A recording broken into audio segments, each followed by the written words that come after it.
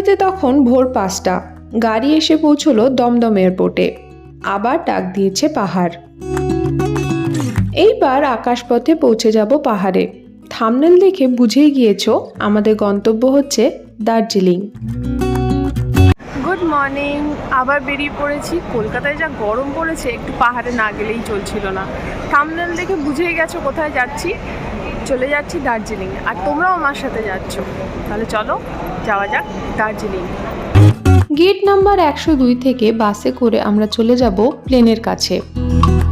যে বাসগুলো এইরকম টার্মিনাল থেকে পার্ক এয়ারক্রাফট বা প্লেনের কাছে তোমাদের নিয়ে যায় তাদের কি বলে জানো? তাদের বলে এপ্রন বাস বা এয়ার সাইড ট্রান্সফার বাস। আমার ফ্লাইট ছিল ইন্ডিগো এয়ারলাইন্স থেকে। প্লেনে উঠে জানলার পাশে বসা নিয়ে আমি কতটা অবসেস তা তো তোমরা জানো। এয়ারপোর্টে দাঁড়িয়ে থাকা প্লেনগুলো দেখতে ছোট ছোট খেলনার মতো লাগছে। আর এই হচ্ছে সবে ঘুম থেকে আড়মোড়া ভেঙে ওঠা ভোরের কলকাতা। দমদম এয়ারপোর্ট থেকে বাগডোগরা এয়ারপোর্ট পৌঁছতে মোটামুটি ১ ঘন্টা ১৫ মিনিটের মতো সময় লাগে। অবশ্য এয়ারপোর্টে পৌঁছানো থেকে রিলিজ হওয়ার টাইম ধরলে আরও ২ ঘন্টা এক্সট্রা নিয়ে চলতে পারো। প্লেন ধীরে ধীরে উঠে গেল মেঘের উপরে। মেঘের তলা দিয়ে দেখা যাচ্ছে হুগলি রিভারকে। নর্থ বেঙ্গলে প্লেন প্রবেশ করে গেছে। নিচে আঁকা বাঁকা সাপের মতো যে নদীটা দেখা যাচ্ছে এটা হলো তিস্তা নদী। তিস্তা নদী সিকিম থেকে উৎপত্তি লাভ করে সিকিম এবং ওয়েস্ট বেঙ্গলের উপর দিয়ে প্রবাহিত হয়ে বাংলাদেশে প্রবেশ করে ব্রহ্মপুত্র নদের সাথে মিলিত হয়েছে। লে এয়ারপোর্টের মতো বাগডোগরা এয়ারপোর্টও কিন্তু আর্মি দ্বারা পরিচালিত। এখানে ফটো বা ভিডিওগ্রাফি একদমই অ্যালাউ নয়। সমতল থেকে দার্জিলিং পৌঁছবার দুটো আলাদা রুট রয়েছে। একটি কার্শিয়াং হয়ে যায় আর একটি মিরিক হয়ে। এখন কার্শিয়াংয়ের রুট ধরে চলেছি। জোরে গাড়ি চালালে এইরকম অবস্থা হতে পারে, তেমনই কিছু নির্দেশ দেওয়া ছিল। গাড়ি ছুটে চলল NH 55 ধরে। পাশে হচ্ছে রহিমপুর টি এস্টেট। এরকম অনেক চা বাগান রাস্তার পাশে দেখতে পেলাম। বিখ্যাত মাকাইবাড়ি টি এস্টেটও কিন্তু এই রাস্তাতেই পড়ে। তোমরা চাইলে গাড়ি থামিয়ে মাকাইবাড়ি টি সংগ্রহ করতে পারো। গাড়ি সমতল ছেড়ে উঠে পড়লো পাহাড়ে। আঁকা বাঁকা পথ ধরে এগিয়ে চলল। পাহাড়ের মাথায় জমে আছে বর্ষার মেঘ। গাড়ি প্রবেশ করলো কার্শিয়াংয়ে। এখান থেকে দার্জিলিং এর দূরত্ব প্রায় ৩০ কিলোমিটারের মতো এবং ঘুম রেলওয়ে স্টেশনের দূরত্ব প্রায় ২৬ কিলোমিটারের মতো। সমতল থেকে কার্শিয়াংয়ের পথে দার্জিলিংয়ে পৌঁছাতে ৪ থেকে ৪.৫ ঘন্টা লাগলেও পথে জ্যাম থাকলে এই সময়টা আরও বেড়ে যায়। এই হচ্ছে ঘুম স্টেশন। এটি হচ্ছে ইন্ডিয়ার মধ্যে সব থেকে উঁচুতে অবস্থিত রেলওয়ে স্টেশন, যার উচ্চতা সমুদ্রপৃষ্ঠ থেকে প্রায় ৭,৫০০ ফিট।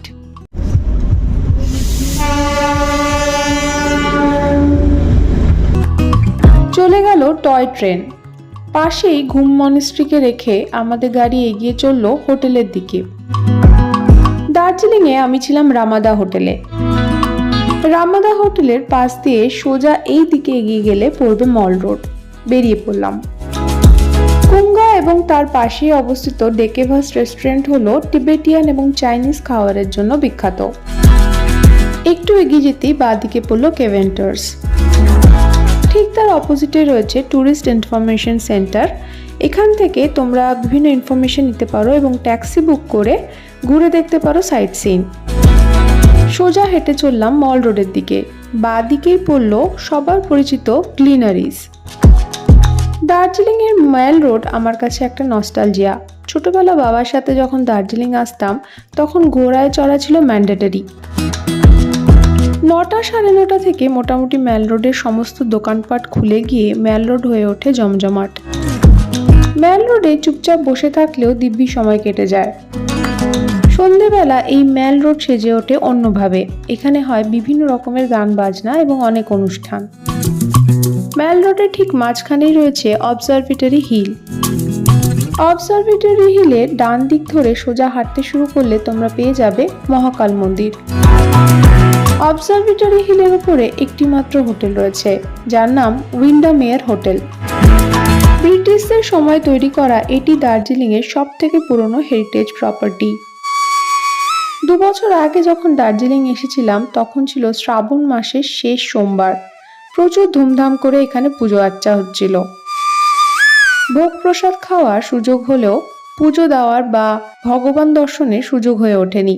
তাই আজকে মনস্থির করে এসেছিলাম আজকে ভালো মতো মন্দির দর্শন করে তবেই ফিরব। এখানে জুতো খুলে এগোতে হয় ওপরের দিকে। ওপরের দিকে উঠতেই প্রথমেই চোখে পড়ল হনুমানজির মন্দির।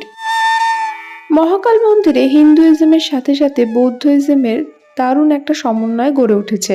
তাই এখানে বিভিন্ন রকম হিন্দু দেবদেবীর সাথে বৌদ্ধিজমের বিভিন্ন স্থাপত্যকলাও চোখে পড়ে। গেরুয়া রং হনুমানজির প্রিয় রং, তাই গেরুয়া রং দিয়ে এই মন্দিরটি তৈরি করা হয়েছে। এমনকি বিগ্রহটিও গেরুয়া রঙের ছিল। হনুমানজির মন্দিরের বাইরেই রয়েছে সাই বাবাজির একটি মন্দির। আমার সাথে দার্জিলিং ঘুরে বেড়াতে তোমাদের কেমন লাগছে অবশ্যই কমেন্ট করে জানিও। ভালো লাগলে ভিডিওটাকে একটা লাইক করে দিও। ভিডিওটা ইনফরমেটিভ মনে হলে বন্ধুদের সাথে শেয়ারও করতে পারো। আর আমার চ্যানেলে নতুন হলে সাবস্ক্রাইব করতে ভুলো না। একদম পাহাড়ের ওপরে চলে এসেছি। এই মন্দিরটির বৈশিষ্ট্য হলো এই মন্দিরটি প্রচণ্ড বর্ণময়। পাহাড়ের উপরে উঠে প্রথমেই বাঁদিকে পড়ল মা তারার এই মন্দিরটি। তারা মার বিগ্রহটি এখানে অত্যন্ত জীবন্ত। একটু এগিয়ে গিয়ে চোখে পড়ল দেবী দুর্গার মন্দির। তার পাশেই ছিল সিদ্ধিদাতা গণেশজির মন্দির।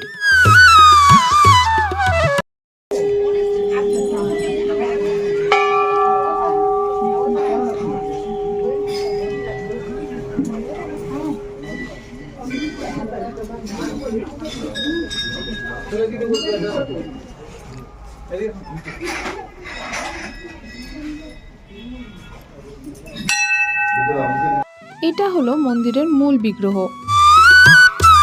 2 বছর আগে আসা দার্জিলিং ভ্রমণে আমি এই মন্দিরের ইতিহাস খুব ভালোভাবে বর্ণনা করেছি। আমি সেই ভিডিওর লিংক নিচে ডেসক্রিপশনে দিয়ে দেবো, তোমরা চাইলে সেটা দেখে নিতে পারো। মন্দির ঘুরতে এসে এই বাদরগুলোর কাছ থেকে সাবধান, কখন যে তোমার মোবাইল ছো মেরে তুলে নেবে টেরটিও পাবে না। মূল মন্দিরকে ঘিরে রয়েছে এরকম ছোট ছোট শিবজির মন্দির।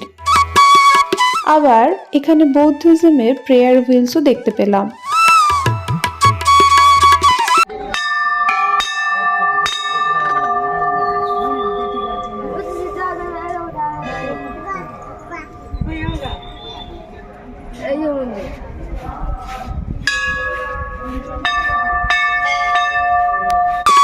মন্দির দেখা শেষ, নেমে এলাম নিচে। ভাবলে আশ্চর্য লাগে এই পুরো মন্দিরের জায়গায় একসময় ভুটিয়া বস্তি মনাস্ট্রি ছিল। পাহাড়ের ওপরে উইন্ডমেয়ার হোটেল একসময় ইংলিশ এবং স্কটিশ ব্যাচেলর বয়েজ হোস্টেল ছিল। 1939 সালে এটি বদলে হোটেল হয়।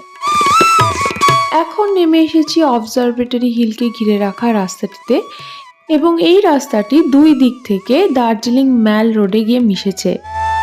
ম্যাল রোডের উত্তর দিকে এই 2টি রোড মিশেছে। দক্ষিণ দিকে তোমরা দেখতে পাবে নেহেরু রোড এবং ডক্টর জাকির হুসেন রোড। 4টি রোড একসাথে ম্যাল রোডে এসে মিশেছে বলে ম্যাল রোডকে চৌরাস্তাও বলা হয়।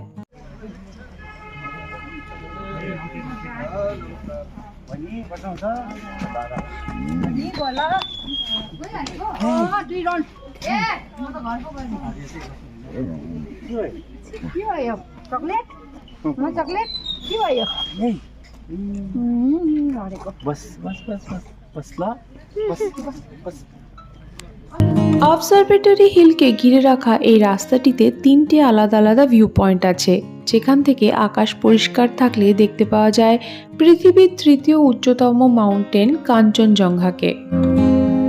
এখন আমরা সমুদ্রপৃষ্ঠ থেকে প্রায় 7000 ফিট উপরে রয়েছি।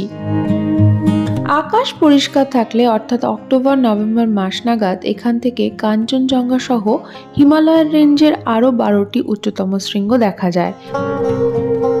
এখন চলে এসেছি দ্বিতীয় ভিউ পয়েন্টে। এখানে মূলত একটা ওপেন জিম রয়েছে। দার্জিলিং আসার সব থেকে ভালো সময় হলো সেপ্টেম্বর থেকে নভেম্বর এবং এপ্রিল থেকে মে। দার্জিলিংকে একটু অন্যভাবে এক্সপিরিয়েন্স করতে হলে শিলিগুড়িতে নেমে 88 কিলোমিটার পথ তোমরা পাড়ি দিতে পারো ন্যারো গজ দার্জিলিং হিমালয়ান রেলওয়ে বা টয় ট্রেনে করে, যেখানে আজও স্টিম ইঞ্জিনে ট্রেন চালানো হয়। ইউনেস্কো 1999 সালে এই রেলওয়েকে ওয়ার্ল্ড হেরিটেজ সাইট বলে ভূষিত করেন। দ্বিতীয় ভিউ পয়েন্ট দেখা হলে আস্তে আস্তে হাঁটতে হাঁটতে চলে এলাম তৃতীয় ভিউ পয়েন্টের কাছে। এখানে একটি হল রয়েছে যার নাম স্টেপ অ্যাসাইড।